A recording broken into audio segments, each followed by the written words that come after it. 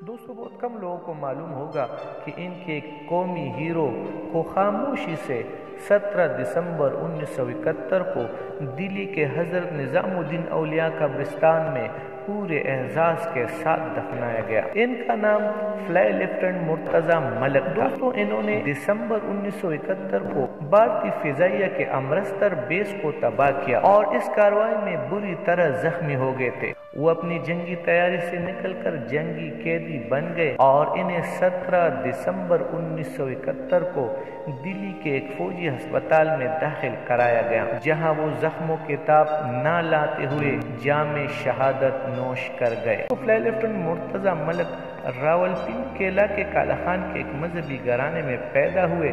انہوں نے 19 جون 1958 میں پاک فضائیہ بطور ایئر کرافٹ ٹیکنیشین شمولیت اختیار کی۔ ہونہار ٹیکنیشین ہونے کی وساطت سے انہوں نے مختلف فلائٹ لائنز میں پیارے دوستوں، مزید معلومات سے پہلے ویڈیو کو لائک کر کے چینل کو سبسکرائب کر دے اور ساتھ میں بیل آئیکن کو بھی دبا دے تاکہ ہماری حوصلہ افزائی ہو سکے۔ خدمات سر انجام دی اور غیر معمولی کارکردگی کا مظاہرہ کیا۔ ان دنوں ان میں پاک فضائیہ میں افسر بننے کا جذبہ پیدا ہوا۔ ان کی یہ خواہش جنوری 1963 میں اس وقت پوری ہوئی جب انہیں پاک فضائیہ کے رسالپور اکیڈمی میں آفیسر ٹریننگ کے لیے منتخب کیا گیا۔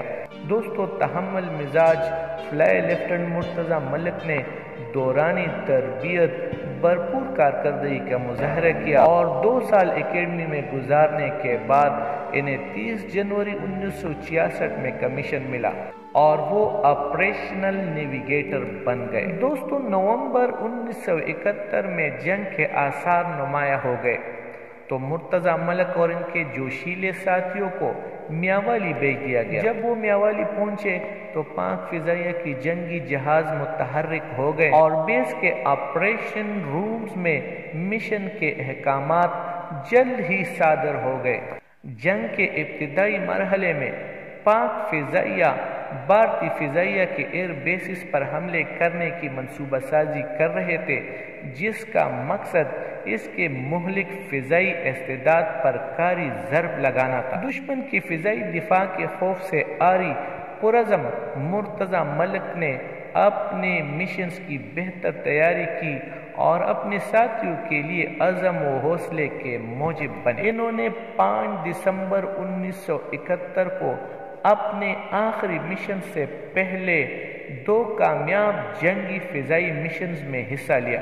امرتسر ایئر بیس بھارت کے لیے انتہائی اہم آپریشنل بیس تھا، تاہم اس آپریشنل بیس کو غیر فعال کرنے کے لیے ایک فضائی بمباری کا منصوبہ بنایا گیا اور یہ اہم مشن باہمت فلائی لیفٹیننٹ جاوید اقبال اور ان کے بہادر ساتھی پائلٹ مرتضی ملک کو سونپا گیا۔ دوستو دونوں پہلے ہی دشمن کے زمین پر 3 مشنز میں حصہ لے چکے تھے جن کے خاطر خواہ نتائج برآمد ہوئے تھے۔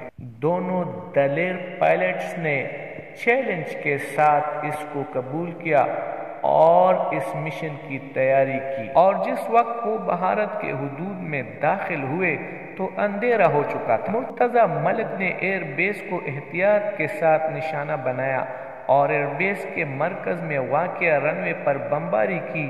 جیسے ہی ان کے جانب سے گرائے جانے والے بموں نے ایئر بیس کو چھوا تو انتہائی شدید آگ بھڑک اٹھی، جس کے بعد شدید آگ سے گزرتے ہوئے دونوں پائلٹ نے بم گرانے کا دوسرا مرحلہ شروع کیا۔ اس مرتبہ ان کے نشانہ اس بیس کا ٹارمک تھا۔ جیسے ہی پائلٹ نے باقی ماندہ بم ہدف پر گرائے، اسی لمحے بھڑکنے والی شدید آگ نے طیاروں کو اپنے لپیٹ میں لے لیا۔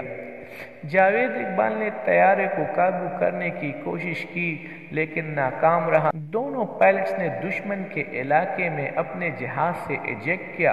جاوید کا اخراج ناکام رہا۔ زمین پر پہنچنے سے پہلے ہی جام شہادت نوش کر گئے تھے۔ دوران اخراج مرتضی ملک کو سر میں چوٹیں آئیں اور پیراشوٹ زمین پر آنے سے پہلے ہی وہ بے ہوش ہو چکے تھے۔ بعد ازاں انہیں بھارتی فوج نے حراست میں لے لیا اور نئی دلی کے قریب ایک فوجی ہسپتال میں داخل کرایا گیا، جہاں وہ زخموں کے تاب نہ لاتے ہوئے 17 دسمبر 1971 کو ہسپتال میں شہید ہو گئے۔ مرتضی ملک کے المناک شہادت کے بعد رونما ہونے والے واقعات بھی اتنے ہی متاثر کن ہیں۔